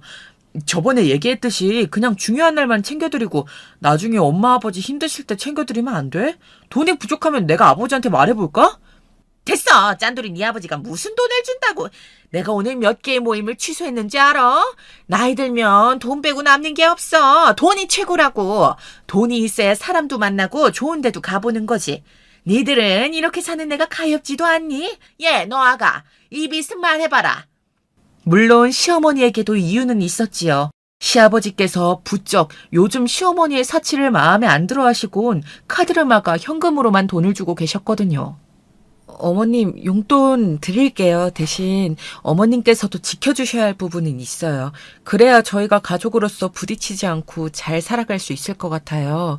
작성해 왔는데 한번 읽어봐 주실 수 있으세요? 속으로 시아버지께서 현명하시단 생각은 들긴 했지만 내색하지 않고 전 제가 적어온 종이들을 내밀었습니다. 그걸 보자 시어머니는 난리가 났고 거품을 물고 쓰러질 듯 저를 노려보셨어요. 제가 건넨 건 다름 아닌 시어머니께서 지키셔야 할 것들이 담긴 종이였지요. 사실 신혼생활을 시작한 지 무려 1년도 되지 않은 시점에서 시어머니는 부부 사이의 영역을 정말 많이 침범하셨습니다. 예를 들어 남편에게 비밀번호를 알려달라고 한 뒤 신혼집에 무작정 들어와 속옷이며 냉장고며 다 마음대로 뒤집어 놓고 가는 것은 예사였고, 그러고 나선 남편 속옷색이 남편 취향과 맞지 않는다, 상해가는 음식이 여직 냉장고에 있으면 어떡하냐 등등 온갖 메시지들을 보내셨어요. 그러고도 기분이 풀리지 않는지 친정에서 못 배워 먹어서 이러는 거라면 내 100번 1000번 부처의 마음으로 이해하려 하지만 그럼 시애미한테라도 와서 배우는 노력을 해야지 어디 노력도 없이 내 아들을 꽁으로 얻으려들여, 이런 문자들을 보내곤 하셨습니다. 그럴 때면 시어머니는 도대체 아들을 무슨 거래의 대상이나 조건으로 생각하고 있는 게 아닐까 하는 의구심이 들기도 했습니다. 아니면 그저 제가 미워 어떻게든 흠을 잡으려 드시는 것이거나요. 하지만 무엇이 되었든 간에 저는 속상했고 화가 났습니다. 어머님, 잘 읽어보시고 이대로 지켜주셨으면 좋겠어요. 나름 강단을 보여주기 위해 전달한 종이였습니다. 하지만 그게 커다란 실수가 될진 몰랐지요. 그때였습니다. 도저히 겪고도 믿기지 않을 일이 일어났습니다. 한쪽 뺨이 얼얼해지며 입안에 피맛이 돌더라고요. 앞을 보니 시어머니가 그 투박한 손으로 저를 강타하시고도 씩씩거리고 계시더라고요. 어디 대학도 못 나온 겨우 미용일이라는 계집애 간 내 아들을 잡아먹어서 이런 숨을 겪게 해? 엄만 정말 미쳤어. 아니 도대체 왜 이래? 어떻게 엄마 며느리를 때려? 맞아야지. 맞아야 정신을 차리지. 이렇게 근본도 없는 것들은 소돼지 짐승들처럼 쳐맞아야 돼. 다행히 시아버지가 오셔서 하다못해 며느리한테 손을 올리는 건 두고 보지 못하시겠다며 크게 시어머니를 혼내셨고, 덕분에 시어머니는 한참 동안 잘못했다 비셔야 했습니다. 하지만 남편의 위로든 무엇이든 이미 제가 시어머니에게 뺨을 맞았다는 사실은 변함이 없었기에 마음이 풀리질 않았습니다. 풀릴 리가 없지요. 그 후 한동안 시어머니를 보고 살고 싶지 않아 명절이든 어느 때든 가지 않았어요. 폭풍 같은 사건이 한 차례 지나가고 시어머니로부터 완전히 단절되어 남편과의 시간에만 집중하기로 했습니다. 그것이 정신건강에 훨씬 이로울 것 같았어요. 그런데 그러던 어느 날 남편이 갑자기 회사를 그만두고 싶다고 말하더라고요. 지금의 회사가 자기와 맞지 않고 직원들의 사고방식도 너무나 고리타분하다면서요. 여보, 아직 1년도 안 다닌 회사잖아. 조금 있으면 연봉 협상도 할 수 있을 텐데 조금만 참고 다녀봐. 돈이 문제가 아니야. 당신도 알다시피 나는 회사 체질이 아니야. 그리고 당신이 엄마랑 소원해지는 바람에 나 집에서 지금 어떤 지원도 못 받고 있어. 그러니 내가 사고 싶은 시계도 하나 못 사는 인생 살고 있잖아. 그러니 그냥 나 사업할 수 있도록 돈을 주든 해줘. 당신 돈 잘 벌잖아. 얼마 전부터 사고 싶은 시계가 있는데 못 사고 있다며 노래를 불러대던 남편이 갑자기 퇴직을 하고 사업을 하고 싶다는데 얼마나 황당한가요? 그것도 사업의 사자도 모르는 사람이 말입니다. 제가 안 된다고 강하게 반대하고 나서자 남편의 목소리는 고성이 되어갔습니다. 아니, 내 인생인데 내 맘대로 못해? 당신 돈 잘 벌잖아. 남들은 돈 잘 버는 마누라 있으면 뭐든 하나 차려서 떵떵거리면서 한다 하더라. 너는 그거 하나 못해줘서 남편 기를 죽게 만드냐? 여보, 나도 힘들게 버는 돈이야. 쉽게 만지는 돈 아니라고. 그리고 당신이 당신 힘으로 돈 벌어서 기세우고 다니면 되지. 미용실에서 일어나는 수많은 사건, 사고들, 고객관리, 직원관리, 이 모든 것들을 다루어 나가며 하루하루 힘겹게 살아가고 있는 제게 남편은 참 잔인했습니다. 제가 못해주겠다 하니 그럼 다 관두자며 대뜸 이혼을 하자고 하더라고요. 자기가 하고 싶은 사업이 있고 계획서까지 작성해둔 상태인데 지원해주지 않으면 우린 더 이상 함께할 수 없다고 말입니다. 자기를 믿어주지 않고 하찮은 남자로 만드는 저에 대해 단단히 실망했다는 이유까지 드는데 어처구니가 없었습니다. 이래서 인생이 뜻대로 흘러가지 않는다고 말하는 것 같습니다. 내 편이라고 생각했던 남편 역시 돌변하더군요. 사업 자금을 지원해주지 않는다는 이유만으로 이혼을 꺼내드는 철없는 남편으로요. 그렇게 남편에 대한 실망이 커져갈 무렵 당시 저는 친정엄마와 조금 사이가 가까워지고 있었어요. 애증의 대상이었던 아버지가 돌아가시고 장례식을 함께 치르면서 엄마와 이런저런 이야기를 나누게 되었는데 그 여파가 컸던 건지 부쩍 집에 돌아와서도 엄마 생각이 나더라고요. 남편과 각방을 쓰기 시작하며 혼자 있는 시간이 길어지면서 괜스레 엄마에게 전화를 걸어 이런저런 이야기를 나누기도 하고요. 그러다 엄마에게 살짝 남편 이야기를 흘렸는데 엄마가 예상외로 길길이 날뛰셨습니다. 내가 네 아빠한테 당하고 산 세월도 억울해 죽겠는데 너까지? 안 된다. 됐어. 그런 남자는 하등 모자른 인간이야. 당장 헤어져라. 네가 뭐가 부족해서 그런 욕을 듣고 살아.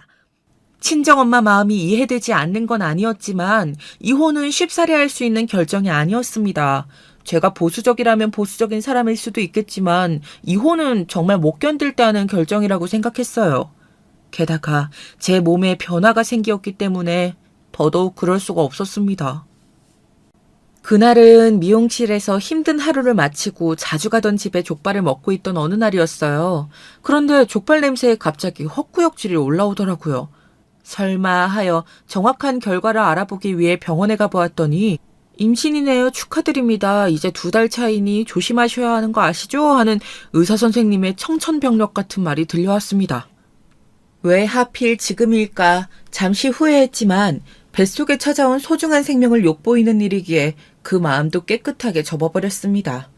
결과를 받자마자 기대 반, 체념 반의 마음으로 남편에게 알렸더니 남편의 반응은 상상 초월이었어요. 아이가 생겼다고? 그럼 자기야, 우리 아이를 위해서라도 내가 성공해서 집안을 일으켜야지. 안 그래? 남편은 더욱 사업자금 이야기를 거들먹거리며 눈을 반짝 비내었습니다. 그 사람과의 사이에서 가진 아이였지만 더 꼴보기가 싫어 남편을 멀리하게 되더라고요. 남편은 죽도록 미웠지만 그래도 그 시절 엄마가 참 힘이 되어 주었어요. 아이를 임신하니 엄마 음식이 먹고 싶기도 하고 어쩔 수 없는 불가항력의 힘처럼 엄마 생각이 났는데 엄마는 귀신같이 그런 제 마음을 눈치채시곤 음식을 만들어 바리바리 싸들고 서울까지 올라오셨어요. 게다가 소중한 딸을 출산하고 난 후엔 산후조리까지 도와주셨어요. 엄마, 농사일도 힘들 텐데 힘들게 뭐하러 왔어? 너 아이 가지면 엄마가 이 정도는 해주려 했어. 걱정하지 마. 덕분에 친정엄마의 도움으로 산후조리까지 편하게 받을 수 있었는데 이때 이야기가 흘러 오랜만에 성희 이야기도 나왔어요. 엄마, 성희는 잘 지내? 아직 고향에 있나? 그러고 보니 나 성희랑 연락 못한 지가 꽤 되었네. 성희가 나 힘들 때 참 많이 도와줬었는데 여기 서울 정착하고서도 얼마간은 연락도 했었거든. 글쎄, 너 떠나고 나서 성희도 얼마 안 되어서 다른 지역으로 갔어. 거기서 남자를 만났다고 들었는데 시집 가서 애 낳고 살고 있다는 얘기를 들은 것 같기도 하고. 정말? 성희가?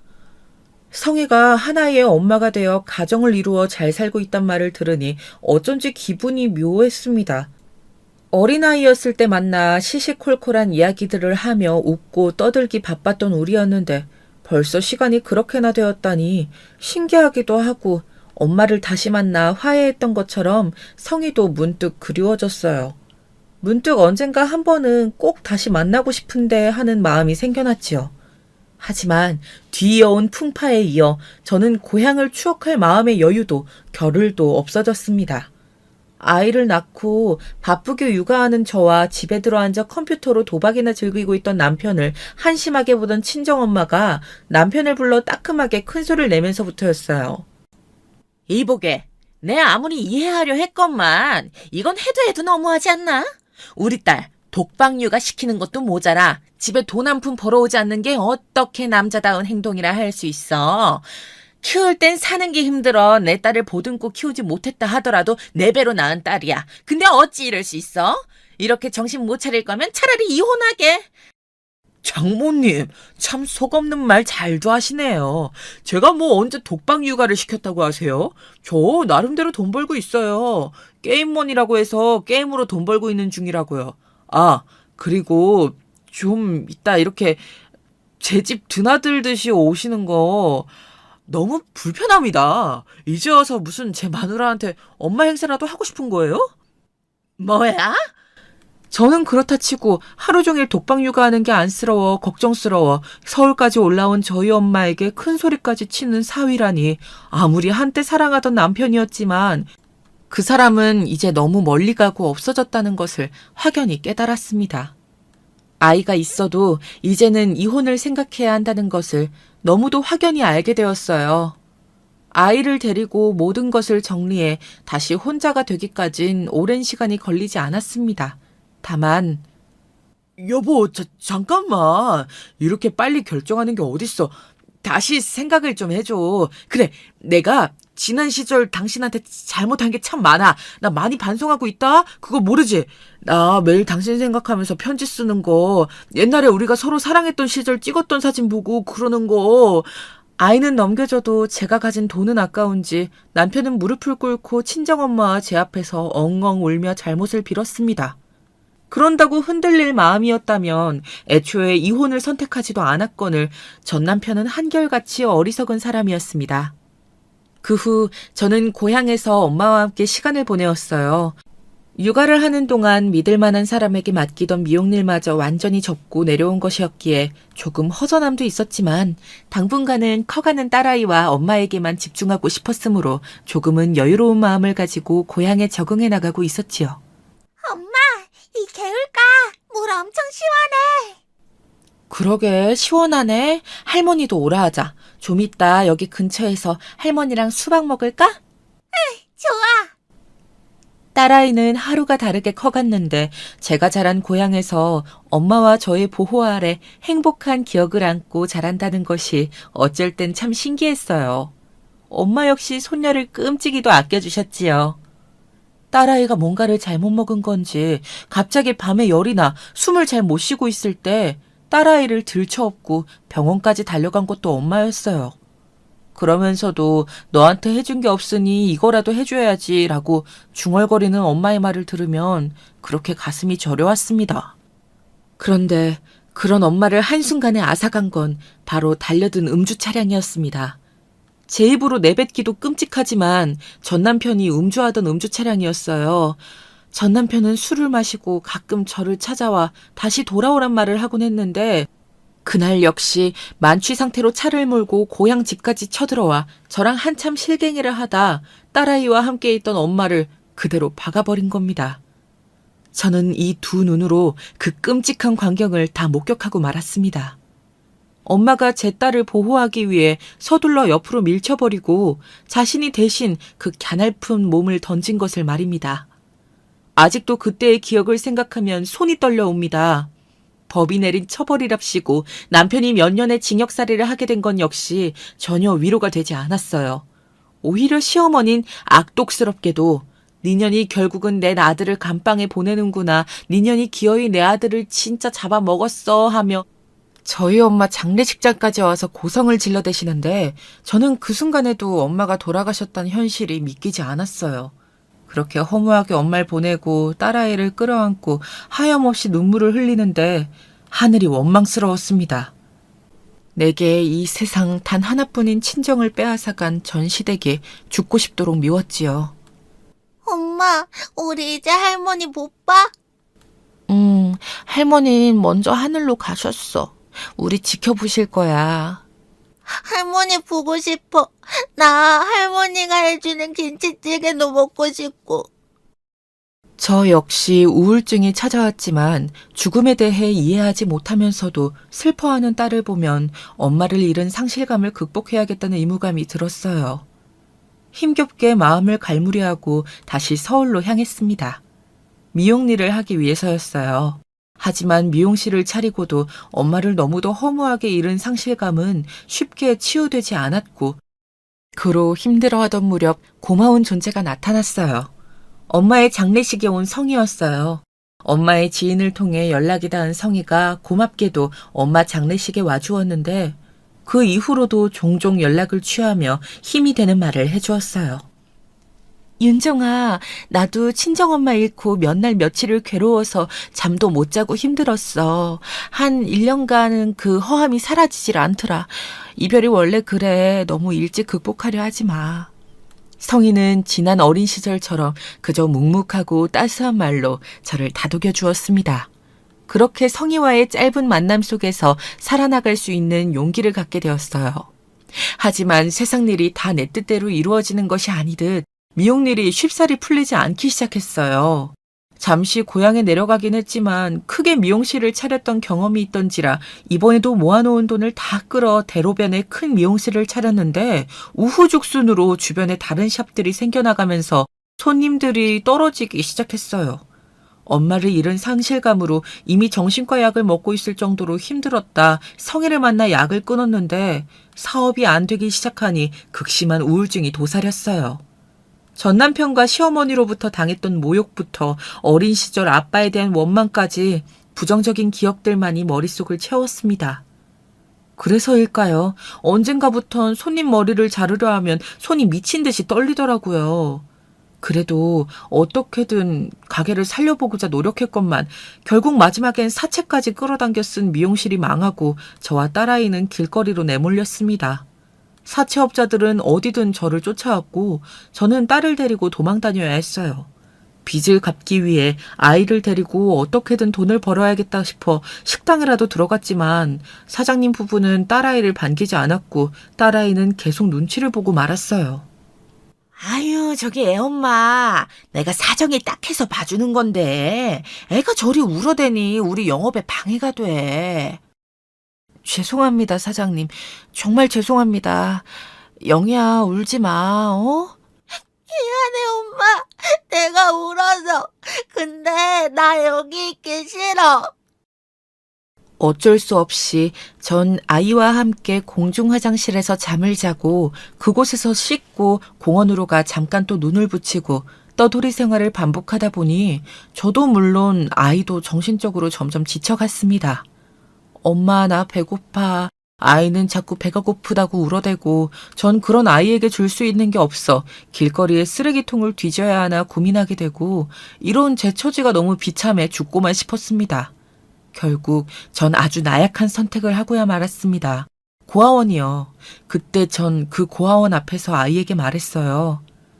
영희야, 절대 엄마가 있다고 하지 말고 얌전히 있어. 선생님들 말 잘 듣고. 알았지? 엄마 있는 건 비밀이야. 아이를 고아원으로 보낸 엄마는 악착같이 살았어요. 아이를 다시 데려오기 위해 떨리는 손을 부여잡고 다시 미용 가위도 들었어요. 하지만 빚이라는 건 정말이지 무서웠습니다. 아무 생각 없이 쓴 사채빚은 잠자코 먹는 시간 아껴가며 일만 해도 갚기 무리였습니다. 딸아이를 오직 찾아오겠다는 일념 하나로 그렇게 미친 듯이 1년간을 일해야 했지만 빚은 줄어들 기미가 보이질 않았고 딸아이가 보고 싶어 밤마다 울었지만 행여나 저를 보고 달려올까봐 고아원의 외부 전경만 보고 돌아오며 그리움을 달래어야만 했습니다. 그런데 어느 날 시장통에 있는 큰 국밥집에서 일을 하고 있을 때 도란도란 이야기를 나누며 손을 잡고 걸어가는 모녀의 얼굴을 바라보게 되었어요. 참으로 행복해 보이더라고요.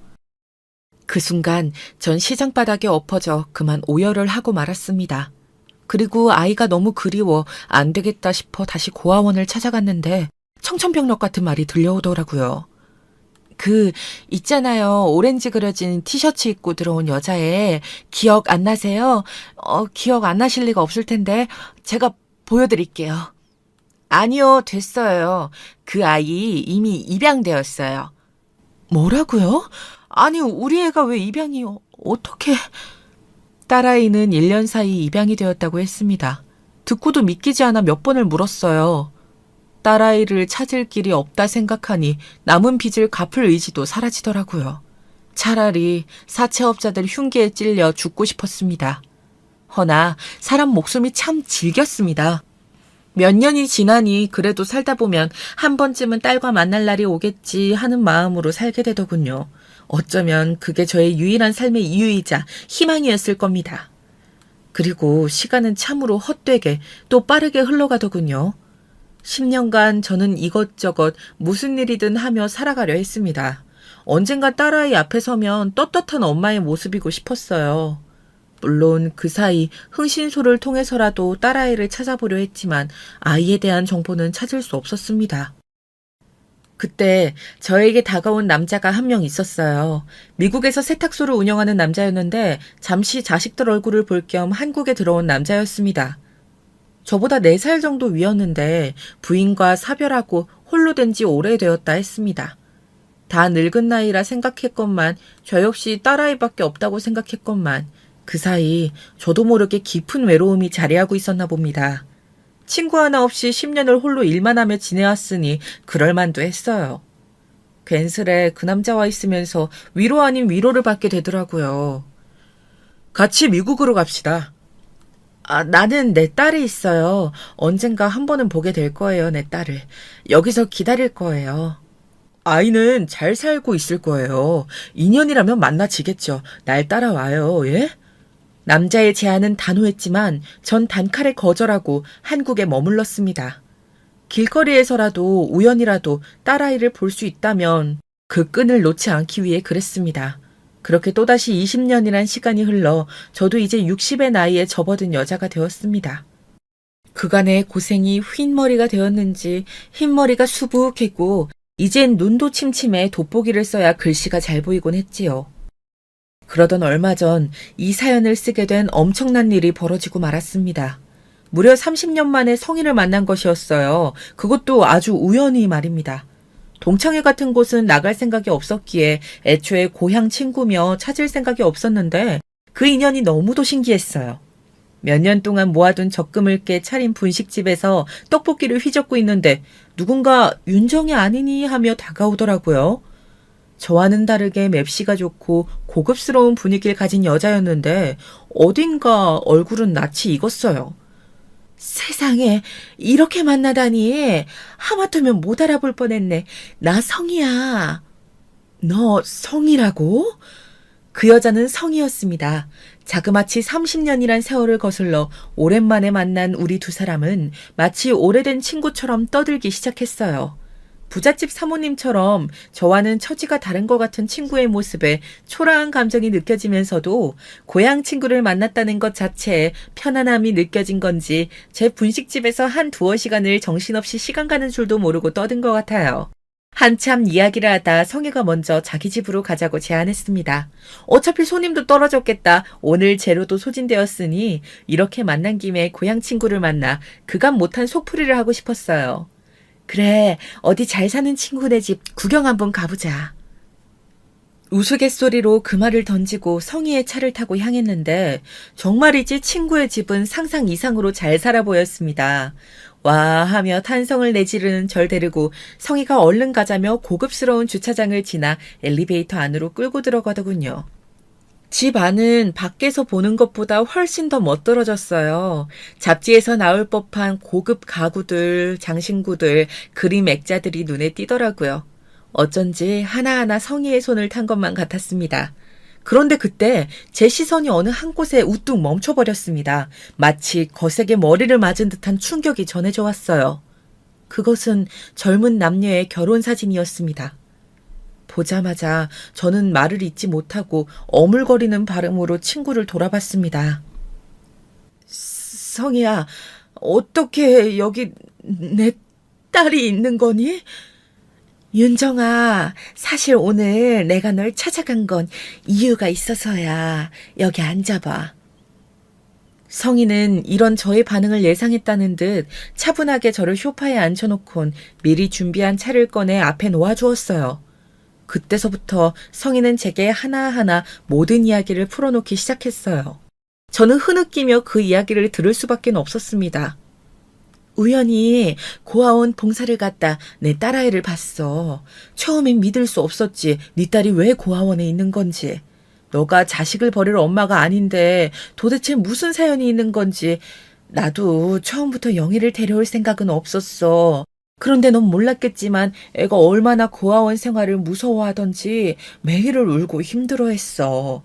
그때 내가 영희를 데려와 길러야겠다고 생각했어. 네가 혹여나 아이를 찾을까봐 연락을 해보려 했지만 방도도 없었어. 그러다 남편 회사가 갑자기 해외 지사로 발령이 나면서 영희를 데리고 가야 하는 상황이 된 거야. 난 영희를 다시 고아원에 데려다 놓을 수가 없었어. 이미 너무 많은 정이 들어버렸거든. 조금 더 솔직히 말하면 아이가 없던 우리 부부에게 영희는 마치 하늘이 준 선물 같기도 했고, 영희가 미국에 자기도 데려가 달라면 우는데 내가 영희를 지키지 않으면 안 될 것 같더라고. 그렇게 성인의 가족은 저를 찾을 새도 없이 그렇게 영희와 함께 해외로 나가 살게 되었다고 합니다. 그리고 미국에서 30년에 가까운 세월 동안 아이를 키우며 어느새 자기 아이라는 생각으로 딸아이를 길렀다고 해요. 그러니까 이 모든 게 우연이 아니었구나. 윤정아, 난 영희 엄마였어. 그 누가 인정해주지 않는다 하더라도 내 배 아파 낳은 딸은 아니지만 그 오랜 세월 길렀으니 기른 정도 낳은 건 못지 않을까 싶다. 그런데 이젠 영희가 원하니 널 찾아야겠다 싶었어. 이제야 이 만남이 이해가 되며 하나하나 비현실 같은 이 현실을 받아들이던 중 저는 문득 순간 그래도 한 번쯤은 친모인 저를 왜 찾아주지 않았냐고, 자식을 버릴 어미가 아니란 걸 알았으면 왜 그러지 않았냐고 묻고 싶었지만 들려온 대답에 가슴이 무너졌어요. 영희가 원하질 않았어. 영희가 제 존재를 잊지 않았기 때문에 한국에 잠깐씩 올 때마다 저를 찾아주려 했지만 영희는 외국에서의 적응 기간이 길어지면서 구태여 친모를 찾고 싶지 않아 했다고 합니다. 친구 역시 아이에게 상처가 될까봐 저에 대한 이야기는 더 하지 않았다 하더군요. 그런데 얼마 전 결혼을 하고 난 후 갑작스레 친엄마를 찾고 싶다고, 보고 싶다고 말했다더군요. 날 보고 싶어 했다고? 영희가? 지금 사실 방에 있어. 기다리고 있었어, 너를. 그때였습니다. 조심스런 발걸음 소리가 들리더니 결혼사진 속 너무도 환히 웃고 있던 딸아이가 30년 만에 나타나 내 앞에 떡하니 서더군요. 엄마. 그 한마디로 모든 것이 완성된 느낌이었습니다. 인생의 기나긴 공백이 그 한마디 단어로 채워진 기분이었어요. 여러분들은 이 감정을 아실까요? 저는 영희를 안고 지나간 설움을 토해내듯 엉엉 울었습니다. 영희는 결혼을 하면서 자신이 저에 대해 가지고 있던 미움이나 원망 같은 감정들을 다시금 생각해보게 되었다 해요. 감정을 정리하는 데 도움을 주었던 건 영희의 남편이었죠. 고아원 출신이었던 영희의 남편이 영희가 저를 이해하고 용서하는 데 도움을 주었다고 합니다. 저에겐 무척 고마운 사위입니다. 요즘 저는 미국 이름인 제시카라는 이름을 가진 영희를 받아들이며 사는 중입니다. 윤정아, 다른 건 몰라도 나 우리 딸 정말 최선을 다해서 좋은 것만 보고 자랄 수 있도록 키웠어. 그리고 이제 내 딸이 널 보고 싶어 하는 만큼 너도 남은 생 동안은 마음껏 영희를 보고 살았으면 좋겠다. 제 그리움을 이해해주는 친구 덕의 말이에요. 친구와도 인연을 유지하며 드디어 딸과 함께 이 소중한 시간을 이어가고 있답니다. 아직은 서로 공유하지 못한 기억들과 추억들이 많기에 나눠야 할 이야기가 많지만 그렇기에 앞으로가 더 설레이고 기대가 됩니다. 이제야 살맛이 나는 하루가 시작되는 기분이에요. 요즘은 가끔 생각합니다. 만약 제가 오래전 만났던 그 남자를 따라 미국에 갔다면 혹여나 길거리에서라도 딸을 만날 수 있지 않았을까? 하지만 그것은 이미 지나간 일이고 저에게 닥친 현재엔 딸이 존재하고 있으니 그것이야말로 진짜 행운이 아닐까 싶어요. 지금까지 저의 긴 이야기 들어주셔서 감사합니다. 마지막으로 저와 딸의 인생에 기나긴 축복이 함께하길 빌어주세요.